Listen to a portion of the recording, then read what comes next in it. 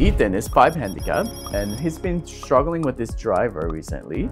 And in this video, we're gonna work on increasing Ethan's driver distance by fixing his hook.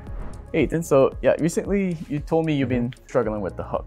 Yep. So you've been losing a lot of distance, right? Yeah, a lot of distance. Especially in this weather. Oh yeah. Right, because you're probably carrying it a little less. Yeah. Right. Let's first see your swing. So. Sure.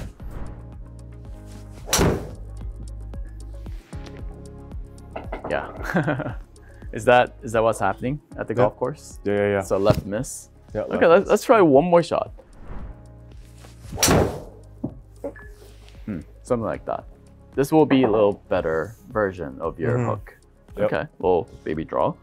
So when I see it on the system here, so your carry is 200 yards. Okay. So you're carrying it 200 yards, but the total is 250. But that's not gonna be a case when in this weather, right? Yeah, the weather's pretty wet. So in the summertime, you might roll this around up to 230 to around 240, but not the case. So your launch angle is too low. It's 8-degree launch angle. We need to get it up to 12 to 15 degree launch angle. Okay. The first thing. And the height is only 37 feet in the air. So we need to get the height up. So your club face is closed, right? Yeah, that's very true. So our goal is to get the club face open. So whenever your club face is closed, your loft goes down too at the same time. It doesn't only make you hit it to the left, it also make your ball go low. So your club is 9 degree. So you put it in neutral setting. Neutral setting, okay. So it's 9 degree. As soon as you close the club face by 3 degree, your loft goes down by like 3 to 5 degree. So that's why your loft is very low. So first, we have to make sure during the impact, we gotta make sure your club face is a little bit open. Okay. And your club pad is pretty neutral. That's good. So we don't need to work on your club pad. So we gotta work on your launch angle. So let's get to your setup first. Okay, and let me see your grip. Okay, pretty neutral grip. So is that where you stand on your setup? Yep. Okay. I usually put it right at my heel. Right on your heel. Yeah, so we're gonna move it back to slightly in the middle of your foot, right here. Okay. Right there. In the middle of your foot. Okay. Good. And then, good. So let's try one shot from this one. Just changing your ball position. Just changing the ball position. Yep. Everything the same, right? Yep. Okay. Close. A little bit better. So you carry that around 210 and then total is 250. So your launch angle went up by 10 degree. So it's 10 degree now. So we started with 8 degree. So 2 degree went up and the height used to be 37. Now it's 47. So just by changing your setup, we got your launch angle a little bit higher. So why do you think the launch angle has gone up after you change your ball position? Because maybe when I swing naturally, right, with the ball position being right there, it kind of like twist my body. I kind of rotate my body more of like an upward motion. Upper angle? Yeah. I mean, the more the ball is on the left side of your body, it gives you a higher launch angle. I mean, the ball it gives you a better dynamic loft, so it helps you launch the ball a little bit higher. Okay, so that was the first one, and let's get to your setup one more time. So we need to make sure your club face is open. Okay, that's our goal. So let's get to your setup. So still in the middle of my left foot, or okay, good. And then let me see your setup. Okay, good. So on your setup, I need you to cover your left thumb on your right hand. Good. Like that, right? Good. Okay. So your grip is a little too strong, which causes you to rotate your hands a little too early. So a little bit covering with your right hand. Good. Okay, good. And let's try one more shot. Beauty. Look how high that went. Oh, you hit that 237 carry. Okay. 237 carry and total was 273. So you hit that around 69 feet in the air. And then launch angle is 12 degrees. So another 2 degree went up just now, just by fixing your grip. Yep. 2 degree. So your launch angle started with 8, now it's 12 degree. And then carry is 237. And attack angle is pretty much the same. And club path is and face angle is pretty much the same. Just with those 2 slight adjustments, your carry distance went up from 200 yards to 237. Yeah. Well, it's pretty simple, right? Yeah. So we're gonna work on just one more thing. So when I was looking at your swing, I noticed that your arm is a little too fast. You're very armsy. So my arm is faster than my rotation. Rotation, yes. Okay. So you're not leading with the lower body. Okay. Your arm is a little bit faster than the arm. When I saw your slow-mo video, so your arm was actually bending at the impact position too. So you gotta make sure your arm is pushing against your chest and your lower body is leading the swing. So what's gonna happen when you do that? It's gonna help you open up the club face a little bit more when you get into an impact. When it's your lower body's faster, if this is my club face, you see my hands are going forward and my club face is opening like this. So if same thing, if your arm is faster, your club face closes like this. So that's another main reason why you keep opening the club face. I'm closing the club face. So you have way more left miss than right miss, right? So it's pretty much because your club face is too close. So let me show you an example. Sure. So I want you to have a little bit of pause at the top because you have a very fast transition. A little bit of pause and turn. You notice that my lower body was leading the swing, right? Yeah. And my chest and my lower body was faster than my arm. Not this. Right? So in order to do this properly, you gotta make sure your left knee fires first. Because I notice that your left knee is not firing. You're trying to turn, your left knee is still on the right side of your left toe, and you're trying to swing like this.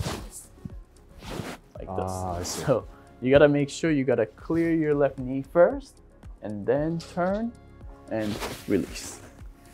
So even if you're trying to turn, if your knees are here, it's really hard to turn. Yeah. So, and then I want you to have a little bit of pause at the top. So 1, 2, 3. Notice my knee. Okay, so let's go to the top of the backswing. 1, good, and a little bit of pause. This is very important. Okay. And then fire with your knees. Go. Good. Oh, perfect. Like that, right? Yeah, it's perfect. So without me telling you to do this, you're naturally getting your right knee towards the target, right? And then release the club after. Release the club. Yeah. Good. So let's try that a few more times. A little bit slowly. Like 70% power. Pause at top and then... It's not gonna be like a 1 second pause, maybe like half a second pause. Okay. Yeah. Half a second pause and lead with your lower body. Okay, that's pretty good. You didn't really try to swing that hard, right? No, I wasn't. All you did was just counter rotate the lower body towards the target, but your swing was very fast. Yeah, I can definitely hear the whooshing sound. That's what I was saying. Trying to swing with 70%. If you start swinging with your lower body, upper body is just more like a autopilot. It comes natural. So try 2 more. 1, 2. Good. Okay, just 1 more. Just a little bit of pause at the top. 1. Good job. Good. So let's give it a swing. Okay, good. So that's the shot that I was actually expecting. A little bit to the right side. That actually felt more effortless than what I was swinging before. It's a little different feeling because before you were very armsy. Yeah. Before it was more like a 50%, 50%. Now it's more like 70-30. Yeah. But when you're practicing this drill, you gotta swing like this. Really exaggerate the feeling and I want your balls to go like 30 to 40 yards right when you're practicing this drill. So 1, 2, and then swing. So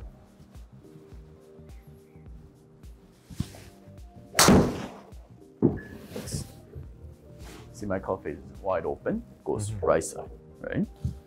So show it one more time.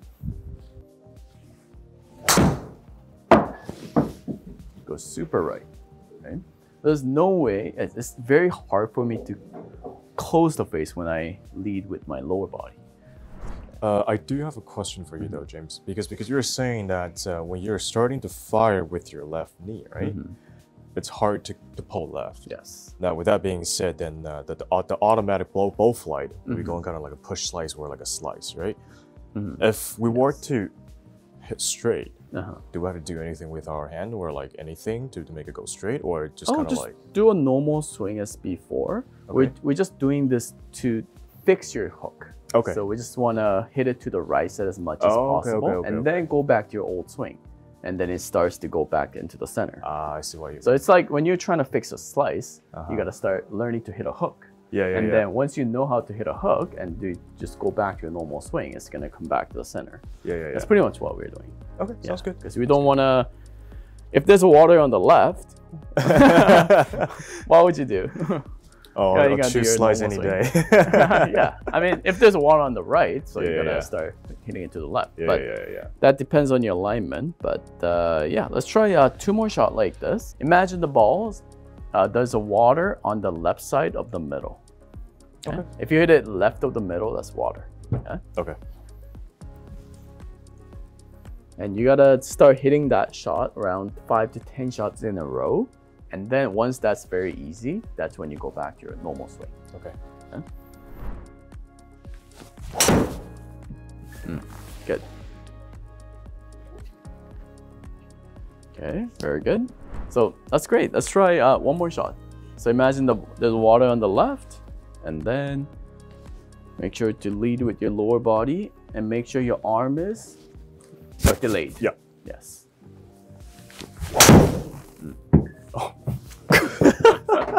Oh, that's good. Oh, it was a little open club face, but you hit that super on the toe. Yeah. But yeah, that's pretty much what I wanted. So we're doing these drills to prevent your hook. That's what we're trying to do. Okay. So we worked on the ball position, grip. So on your grip, it was way too strong. I can see your left thumb. So cover your left thumb, and then lastly, make sure your lower body is leading the swing. Okay. So that's another benefit of using the lower body is that your swing becomes more consistent if you use the big muscle, not the small muscle. Okay. Okay. So let's try hitting last 3 shots. Okay. Great swing. 235 carry and 13.8 lunge angle. That's good. Let's try 2 more.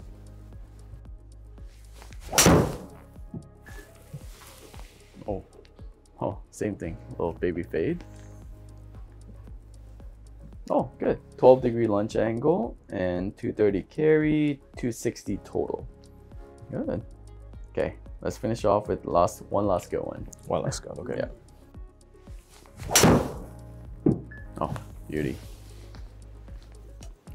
So yeah, 12-degree, 236 carry, and totals 266. Good. So perfect. So with your speed of 96 to 98, that's you kind of maximize your distance just now. Okay. Good. Okay. Yeah. Great job, Ethan. Thank you. So it wasn't too hard, right?